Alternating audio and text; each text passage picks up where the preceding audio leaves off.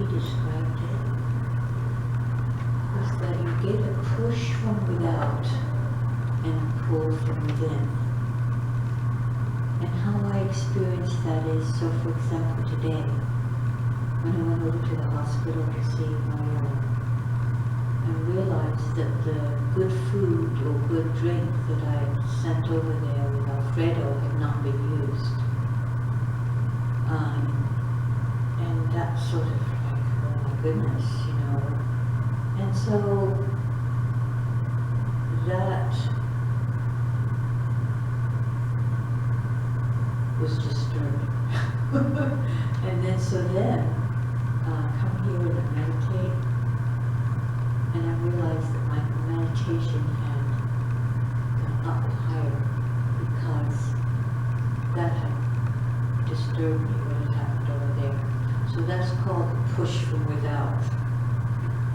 That's what Ramana would call a push from without. In other words, things don't go well in the world, and then you are drawn to go inwardly.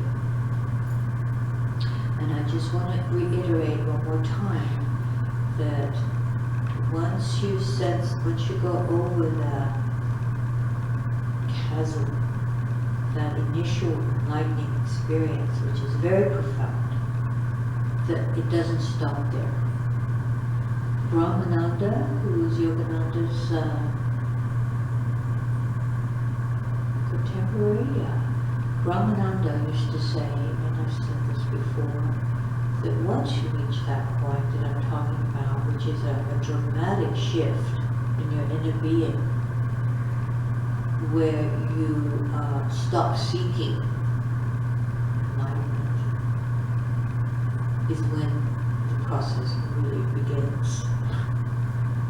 In other words, when you stop, a massive part of your ego self has collapsed.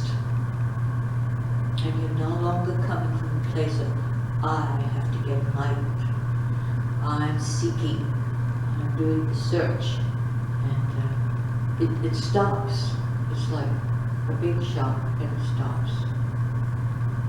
But after that, these little experiences that we can have is where things that are troublesome still go on happening in the world. It doesn't stop. It doesn't all get nice and rosy after that. But, for example, today, and then come to find out that these doctors are actually working it so that she'll die. I mean, can't believe that's true, but it is. It has to be.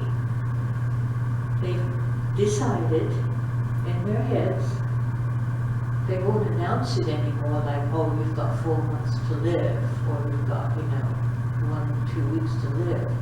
But in their own heads, they're saying, well, why should we bother keeping this lady alive? And that's not how friends and family feel. They want to allow the universe to decide whether this person will stay or go. It's not up to somebody's ideas about what is what. So that can be jarring when you see that that's what they're about. And they're giving poison, essentially.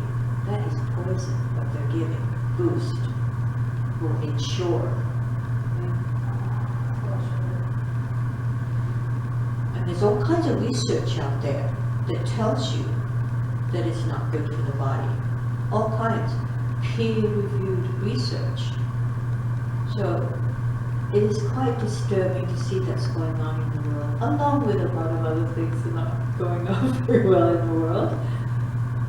And that galvanizes our being to turn, and it pulls within. And so I noticed, not that I was looking for it, that my meditation was very strong.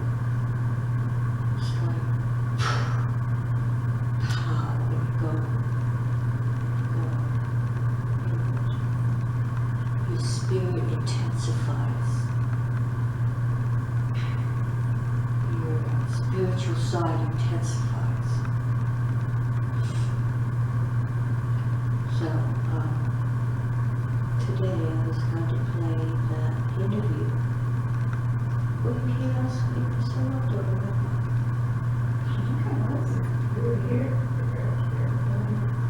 Awesome. You remembered. So much is going on for me, you know, like with my brother and his wife and Mariella being sick and then had to go find my brother, you know, like I left his wife at the casino to gamble, and he came back a couple of times to pick her up, and she said, I want to keep on playing. We took off. 2.5 hours later, and she called me and said, "What have you heard from my brother, her husband?" And I said, "No." So I'm thinking, what happened to him that he wouldn't contact her, you know? He doesn't have a cell, she does. But still, he could have gotten some way. He knew what the number was. So I'm thinking, what happened to him?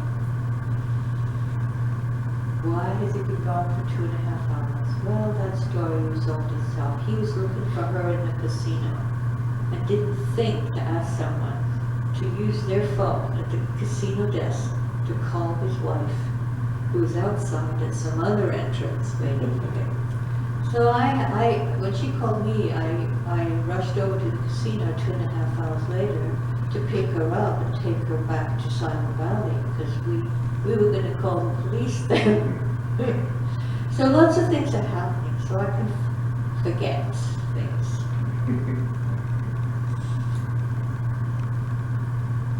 Also, one of the things that happens is you don't really have a sense of time, and that's part of the spiritual thing. You don't have a sense of when things happened.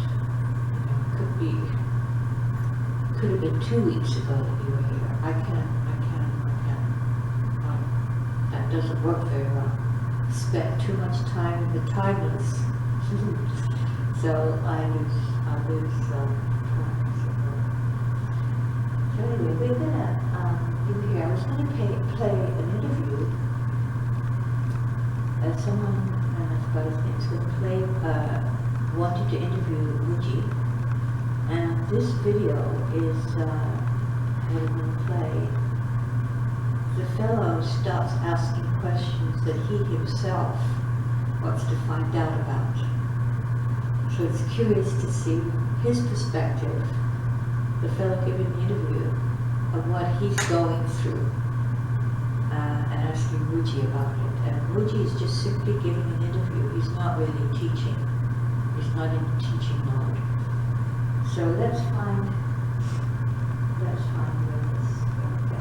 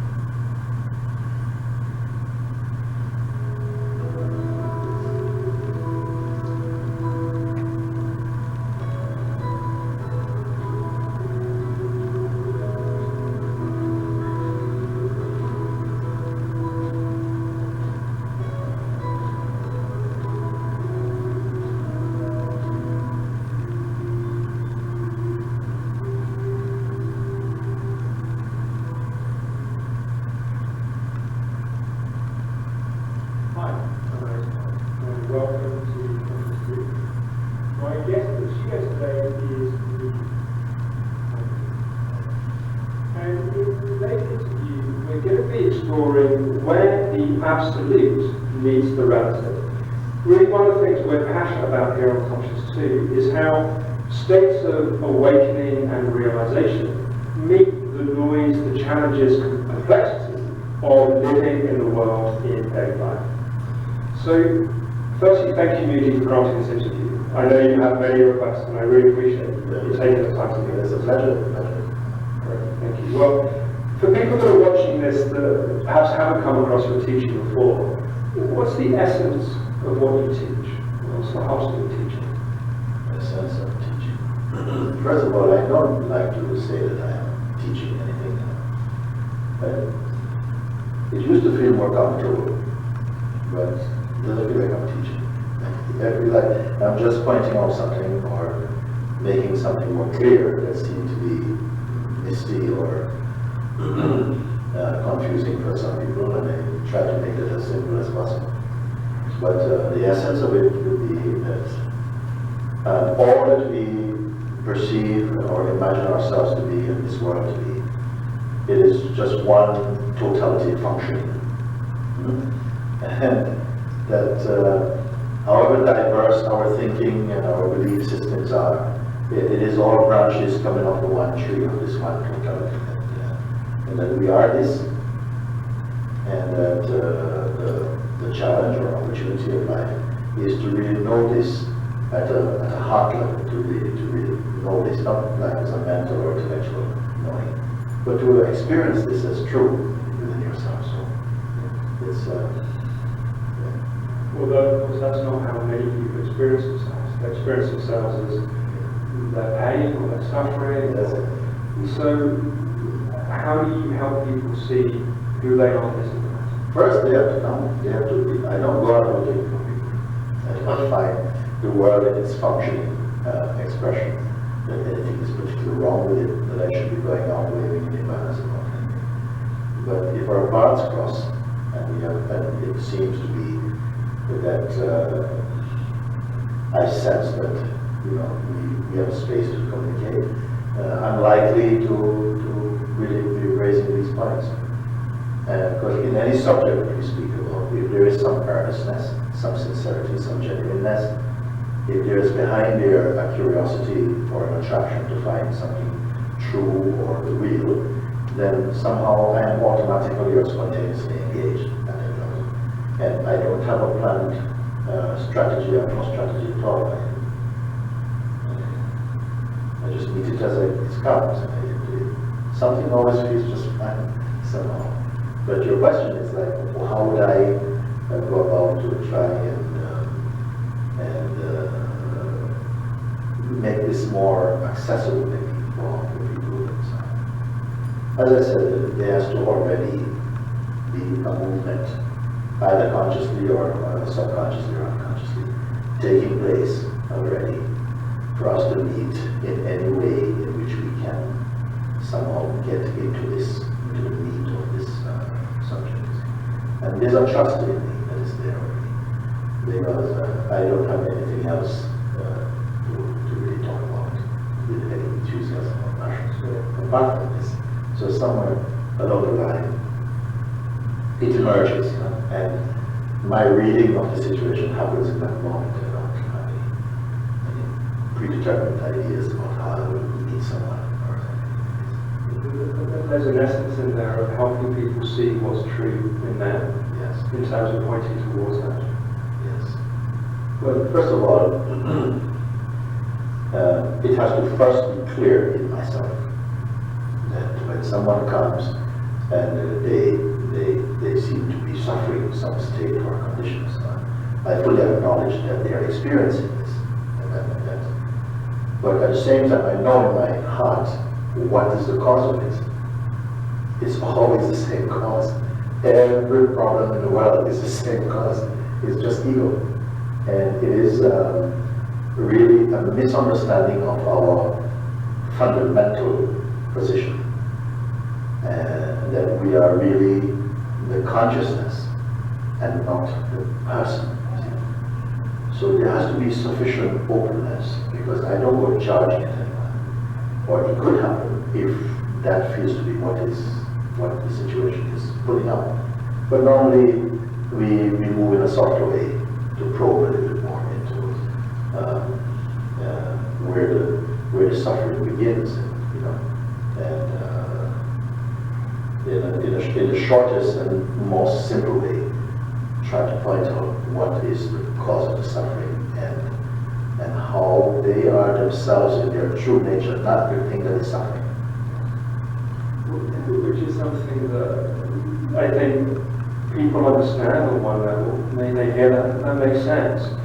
And yet finding a lived experience of that is often very difficult. And of course, one of the problems is people try to have that experience and they understand in their mind. You know, when I was preparing for this interview, one of my kind of muses, as it were, was, I know you have many people that watch you on YouTube and watch the broadcasts on Sunday.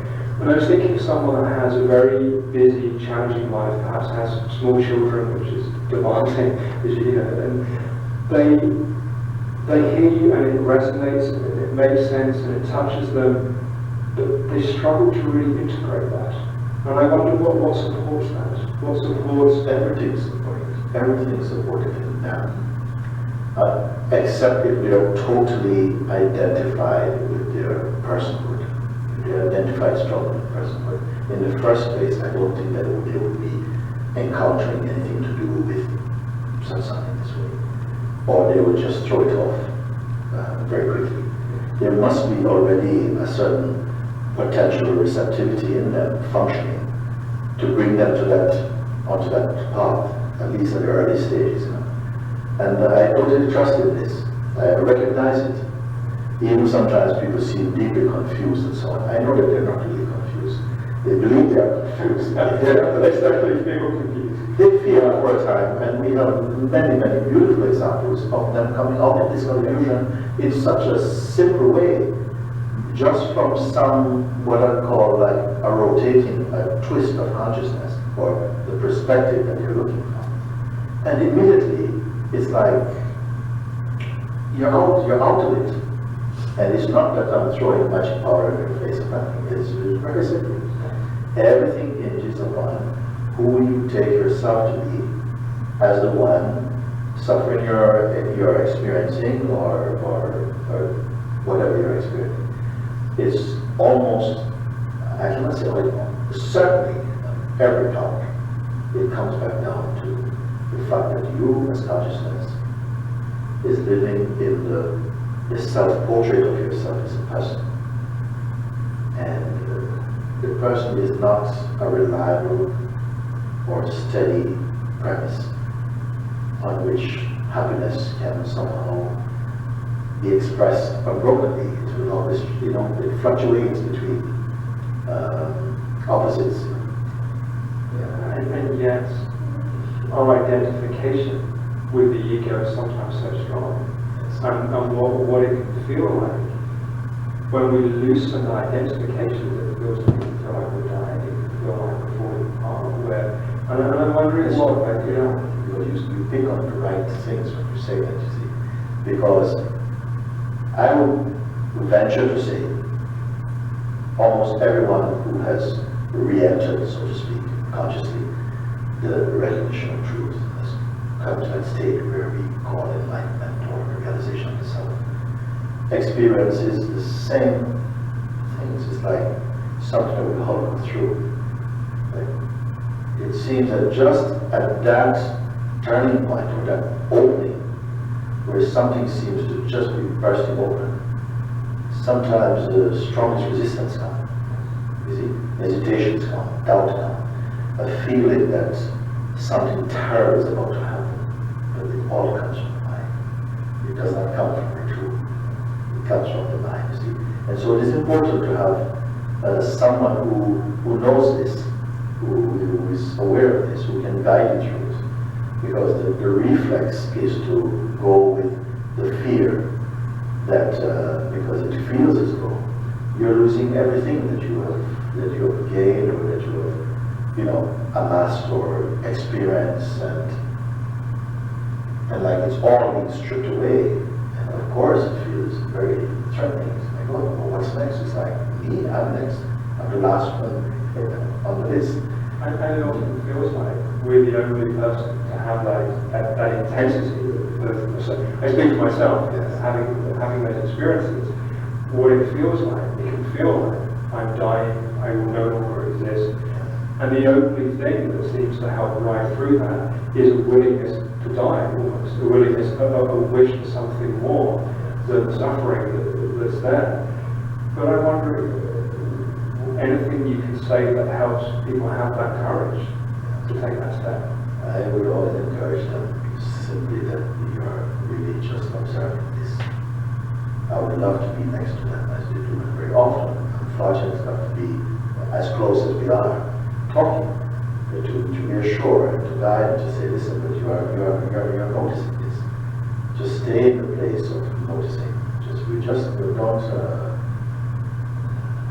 Don't formulate any premature conclusions about what is happening, because this is just a mental reaction, some psychological reaction. Hand over your existence to existence. You're right here, just to observe, but don't define yourself or, identify with your feelings for the moment. Just observe them. You see? And many can. Not everyone does. And he can do it. And I can feel it. So yeah, but it's just a feeling. It's just a feeling. It's like I feel like I just feel my heart is strong. You're observing this. Just stay in the place where you're just observing. Don't identify. Just continue being aware of all these, but don't identify anything for the moment. And somehow it happens that they able to say, well, how is it now? It's kind of okay, okay. You see, like it's one of the ways that people respond to, especially when they have that support. Unsupported, the tendency is to identify that if something dreadful is going to happen, you're going to lose everything, you've crossed the line, you will not be able to go back, and you can go forward, there's no future, there's no past, there's no you. That's a problem. It feels like a problem, let's say, unless there's that support or that trust. And sometimes people do say, I don't think I can face this. Who is saying this right now, this moment? Who is saying this? Is that really your voice? What is saying? Isn't that even isn't the one who is saying, I don't think I can go through with this? Is that not also just a sensation of thought? Who is doing it? Are you not the one watching it? And if they catch it somehow, then they escape from this trouble. And then something else happens. Well, perhaps nothing happens. And maybe for a moment, oh my God. And then,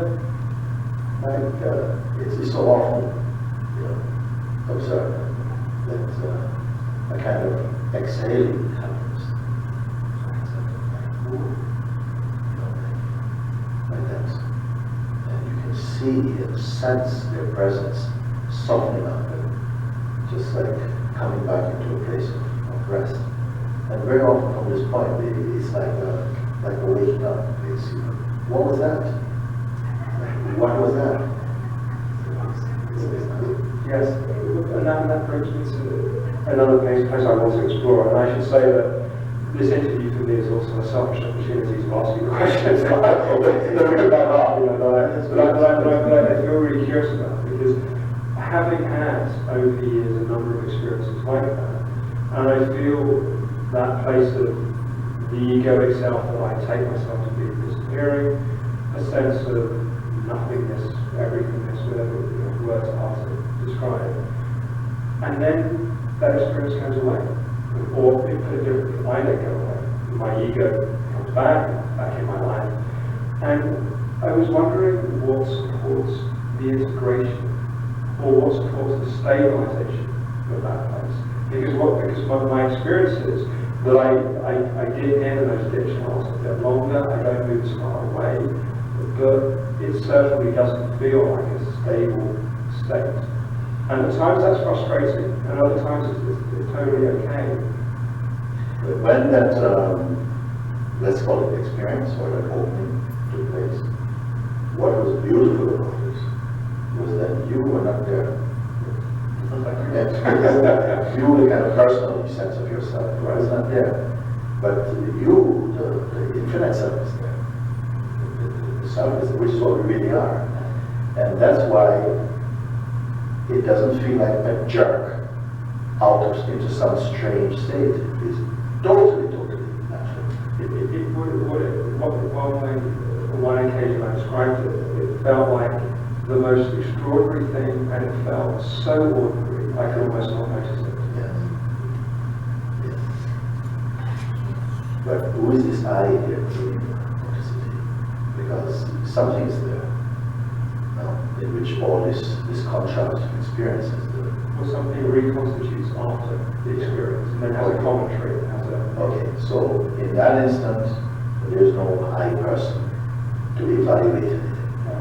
It can still there's some fragrance left behind. If one feels like, whoa, what is this? Wow, this is just like, where are you? You might be asked, where are you? And it's not uncommon to hear the response like, I am everywhere. Everywhere. How can someone who is a regular person off the street speak like that? Nobody speaks like that. I am everywhere.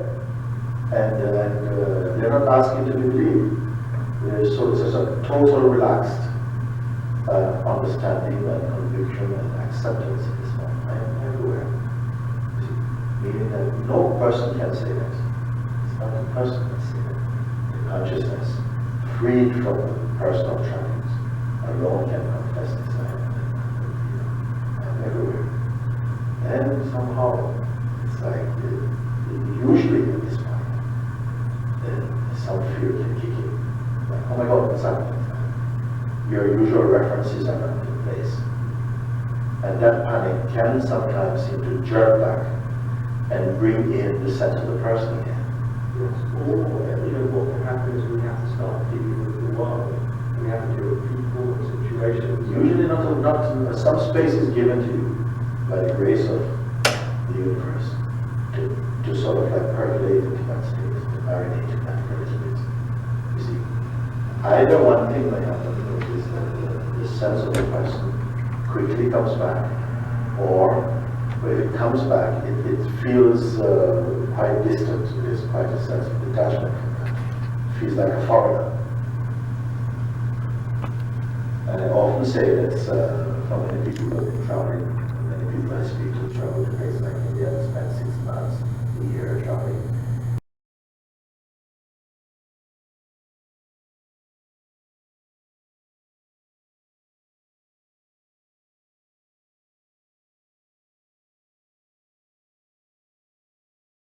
It's nothing more together. You hear all the stories, you understand what they mean, but the impact is heavily reduced now, because something has been washed off. So there is a similar kind of sense as someone is sort of dropping the person self is just fading in the light of a true seeing or discovery. What happens for many people is that the I person sense comes in, and is again believed to be, oh, so that one is back, and I'm back, I am back again in my mind, and so on. But the real place hasn't left. It cannot leave. It never left in the first place. It's always here. It's almost like we de-bit, we re-identify with the ego, or we move away. This we is not real.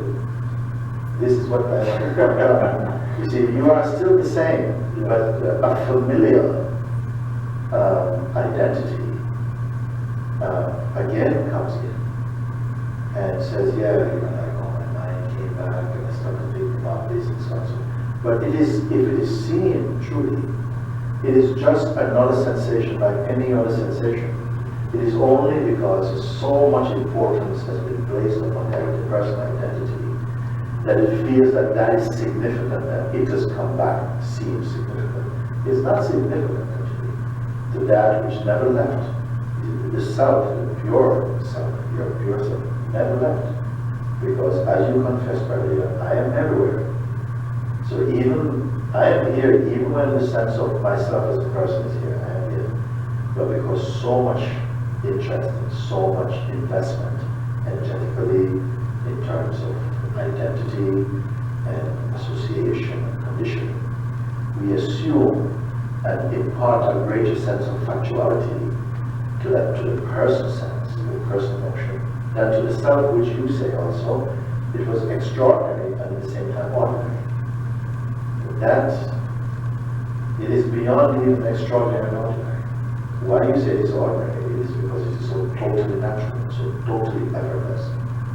And it's that effortlessness that does not need to, if we are conscious of this and we are reminded of it, then somehow the sense that the whole mind has come, the person's come back in, will not register so strongly as being significant. And if that is kept up for a little bit, it will just go. And also it seems what we're identifying with in that moment seems important. You were saying, for example, at the start, that if I can paraphrase, our suffering is basically created by believing we are our egoic self. Yes. And so sometimes we believe that completely, other times that doesn't exist. And sometimes we partly believe that, and we partly are landed somewhere else. And I guess part of my question as well is, we can be different places of identification, and what supports dropping, and you've answered it somewhat, but what else supports? And I think especially at the heart of my question is, when there are many stimulants pulling us into the relative world, let's say. There are demands on our time, there are demands on our energy, and that's all pulling us into those different identifications. And it can feel like that's pulling us away from the fact that we are also everything. Yeah. Actually, one has to become again fully established in the self. When I say one, who is this one I'm referring to? It is the consciousness that still has some leftover noise from identity, because identity doesn't just leave completely. The fragrance or the odor of it still hangs around in it, and it's got some tendrils that are, really fast growing. I mean, quickly it can seem to again create a sense of a persona and everything. This is the most crucial, critical time in what we call exana, which is when one's practicing, one's looking, one's intense scrutiny, intense probing into, not just once, but twice and thrice and four times, fifth time, to keep proving and reproving your seeing. When I say you have to digest your seeing, because otherwise there is a joy element to discovering that you're not the person. And sometimes we go out joyriding in that state, but almost certainly at some point you crash again. You come to a sense of crash. But in some beings, the intensity or the impact of the seeing is so powerful that the psychological self is driven back so powerfully that it takes quite a while for it to start seeping back into the picture. And I used to have a little apartment I made in my garden, a very small garden here. And one time I was making fishes. It worked actually for about maybe a year. And someone gave me some duckweed. They gave me something because I wanted to put some plants in it. They put this duckweed in a short time. It was completely covered over. It looked like a golf course or something like this. And well, people came and they said, wow, what's going on here? Have many golf course over there? And I said, actually, there's water there. And we throw a pebble in, and the whole thing just open up like this. And clear water, and fishes swim under. But after a few minutes, you see it slowly closing back up again. And a little bit of something like this is happening, where the psychological identity seems blown apart or blown off by the impact of the seeing. But if it is not kept upward in a sense, then it just drifts back the noise again. The sense of personhood is drifting back. At a later stage, when you see it is much more mature, this drifting in and out becomes less and less significant, to the point where at a certain point it doesn't even register as happening anymore. But in the early stages, it is important to follow through and keep looking, because the mind, in the character of what I call the distracting energy, it is not going to be locked that easily, and it seems to come back in.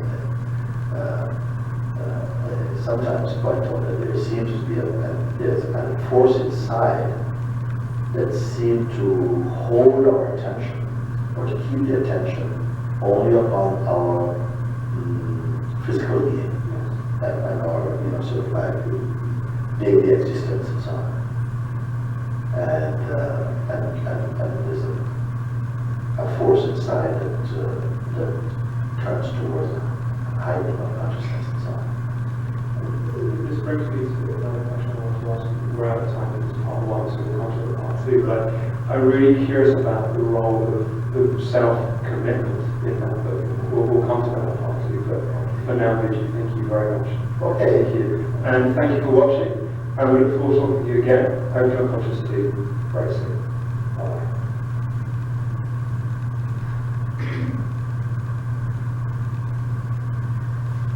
So what can you say about this? There's a lot more talking this time, isn't there? Yeah, the interview, It's like an interview, but Yeah.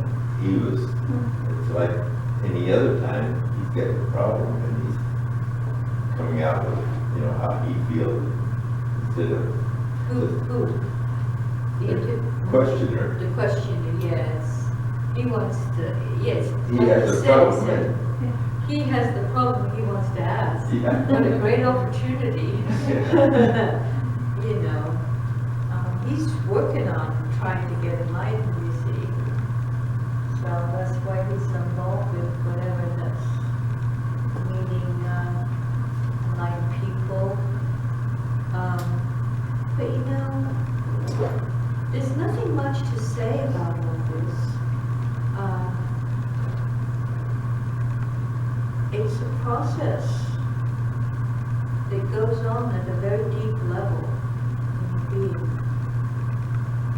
where it's a process of becoming more fluid. It's almost like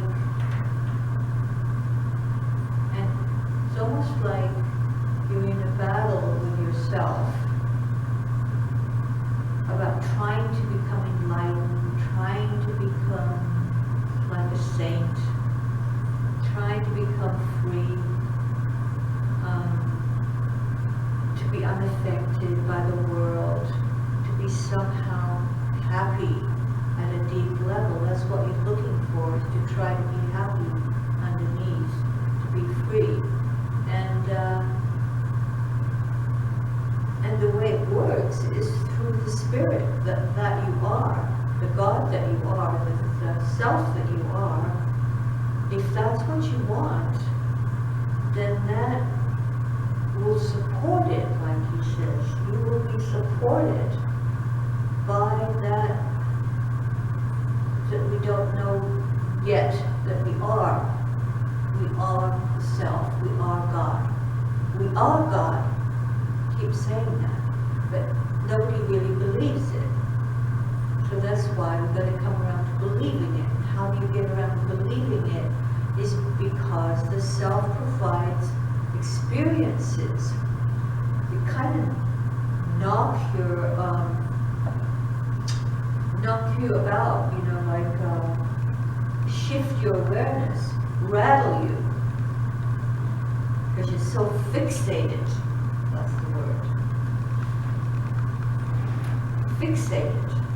Fixated on this world with a myopic vision, as if you were a horse with blinders on. You see down one rabbit hole only.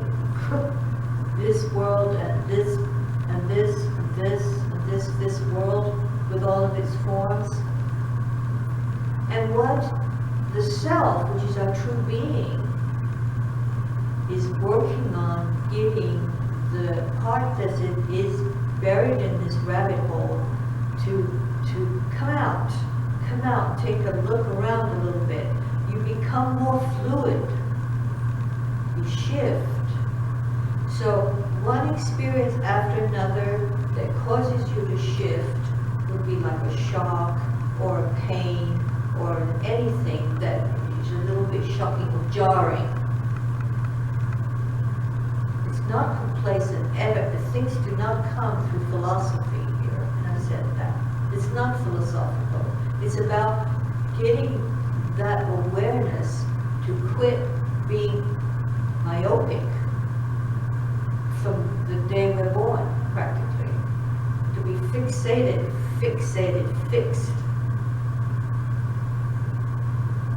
And everything becomes stagnant. None of it, and there is a sense of unreality when you go out and you go to a party and you watch what people, and you hear what people say, and you engage in a kind of superficiality. Nobody's really looking more deeply into truth, into being authentic. They're not spending the time for that. They're playing ping pong. Bing, bing. I spent most of my life doing ballet when I was younger. Now I can't do it anymore. But I loved that ballet. I had a myopic and probably working out past life where I was just like so focused on this thing that I really loved. There was no time or energy for really feeling anything beyond. So the way the teachers work, because they're kind of outside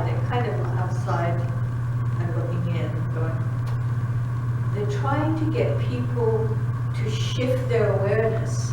So the teacher Rama used to take us to the desert, and he would show us, this world was illusory, but still we would come home. We would see all of that, we'd go, wow. Then we'd come home and behave exactly the same, as if we hadn't seen that this world was. So it does not take the ego self to get you there. It takes the surrendering of the ego self to get you there. And the way that happens is you are on a fast train, as it were, when you meet a spiritual teacher. You're on a fast train, and that intensifies the number of experiences you have. We're going to go through them all, and you're going to go, and finally you're going to go, and finally rest. Where you give up the search, you give up yourself, and you say, whatever, surrender. I surrender. What you're really surrendering is you're glued, as it were, to this reality. Big time glued. Not enough energy left over for sitting back and getting to feel. So like, for example, when you leave Satsang, just notice how you feel. Don't go right into activity again. But just kind of sense something more, because after all, we are much more. We are much more, but we've taken that beautiful awareness and focused it arrow-like an arrow on one spot. So, you're supported, and it seems as if there's another out there somewhere supporting you for this. That other being could be like Christ, Christianity, or Ramana, some outside is helping you along. And it could be the self itself that is helping. It's really only that. It's really only that. But as Rama used to say, if you don't have, if you cannot relate to the thin air, then relate to someone like self, Rama, or Ashtonomi, or Rama Maharshi. You know, because then you go like, whoa.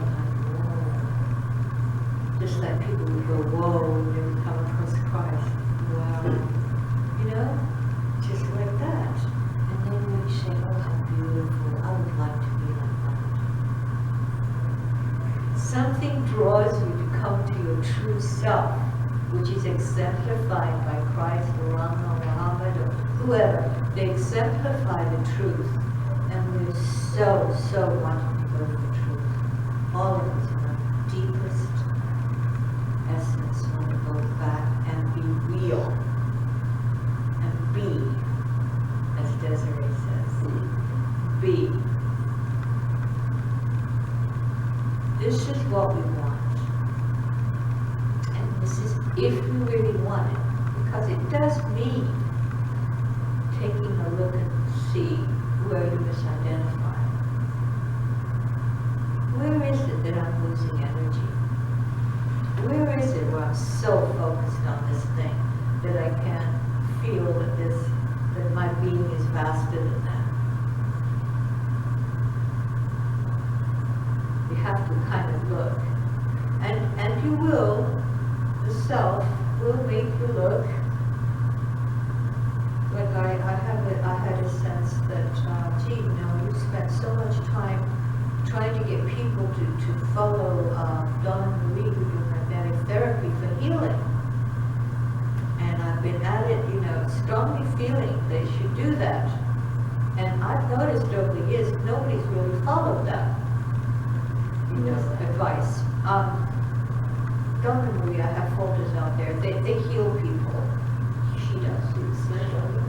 It's not spiritual healing, it's physical healing.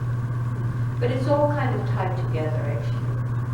So it's a physical healing. Lots of people here have problems.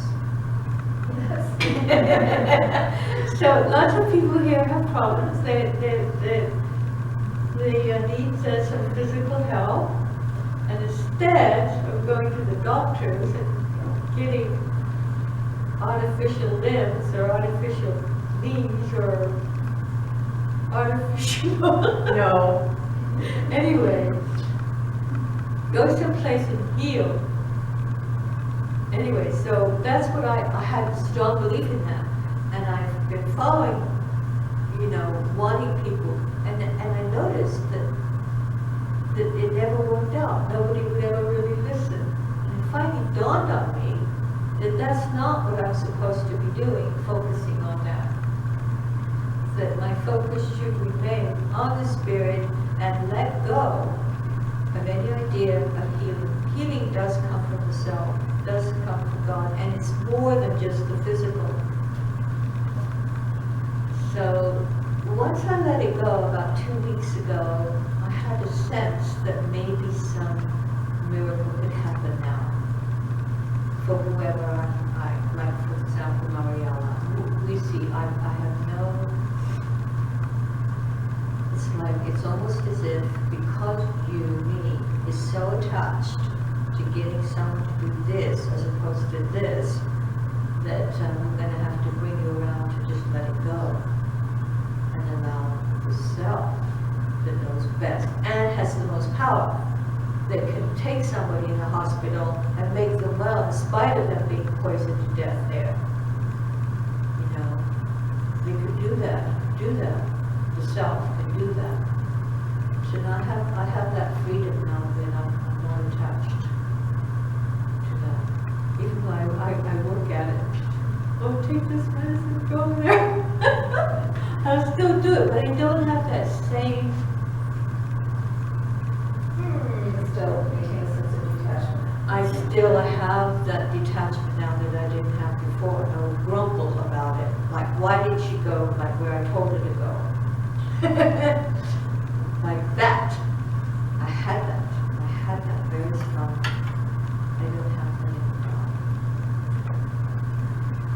So you have, I write down here about it happens, that sense of finally letting go happens because it's been happening all along below the surface. What's been happening below the surface is you've been letting go and letting go and letting go, and you become more fluid. So when that moment comes to cross over to the other side, so to speak, where you quit the searching, quit the ego self, and really given up, essentially, coming from a place of ego, trying to find the answer to the puzzle, that is no puzzle really, of becoming enlightened, which is, that's why it can be said to be so ordinary. It is very ordinary. It's not what you think it is. It's like when we just give up and become natural and normal and easygoing, and you're not trying desperately to find a way out of spiritual, or, find the answer, find liberation. And that happens because it's been happening all along, changing, letting go, changing, letting go, and then finally, and then what comes with the fear that was always stepping off into the raging river below, which is just in the mind. You step off, it just happens. It can happen in a dream, which really, is all a dream. This waking is a waking dream, is in a dream. You can step off even in a dream and be free. And then it percolates to the service, to this living reality, and you'll find yourself being fearless. I no longer care. Fearless. Really, it's what you become. That's really what the end result is you become fearless. You just don't care.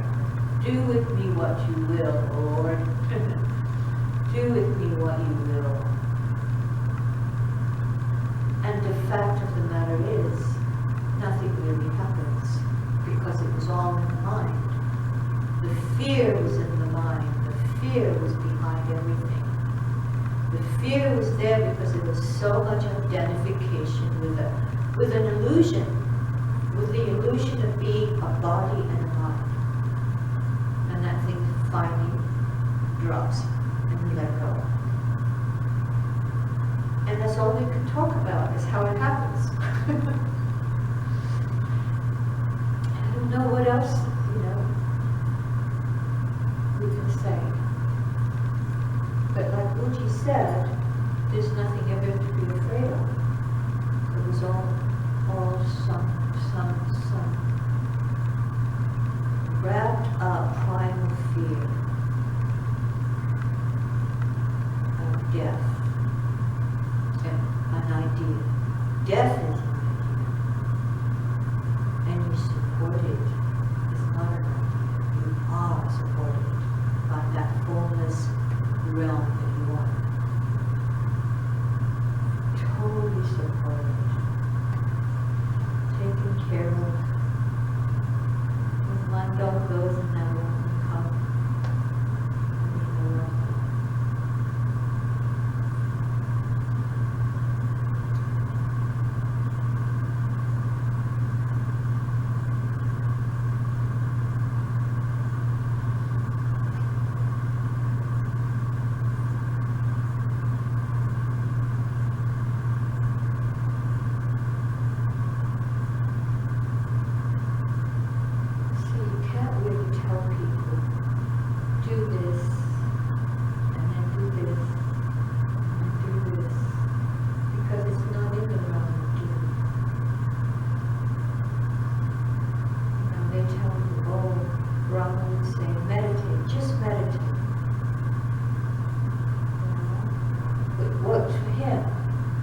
He had meditated a lot. He was a great meditator in the Tibetan tradition. He meditated, he practiced, he was disciplined.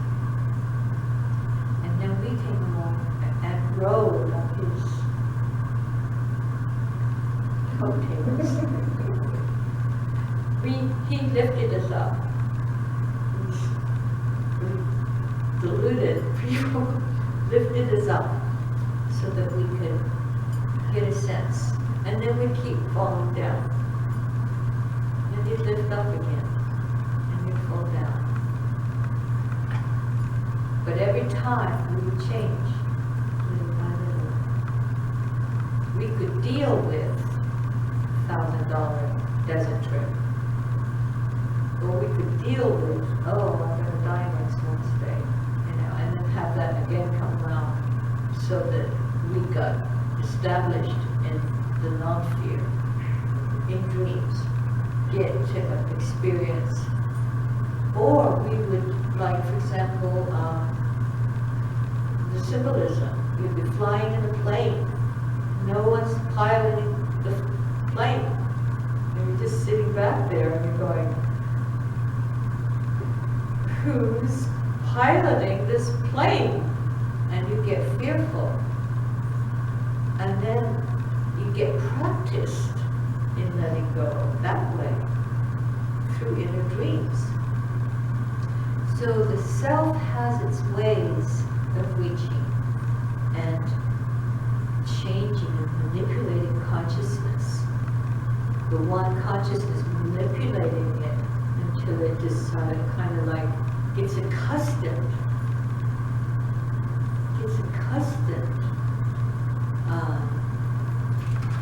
to letting go, essentially.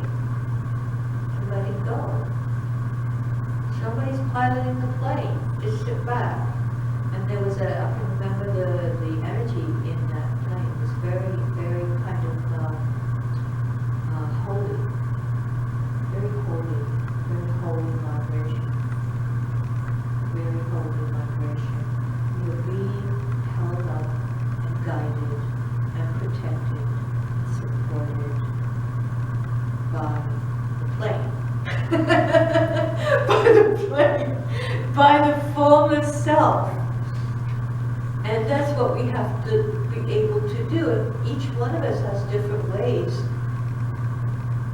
and is reached to in different ways to make that happen, where they can relax and let go, and relax and let go, and relax, until finally, you're okay. You're okay, you're fine. And that's why it appears ordinary, because you've been absolutely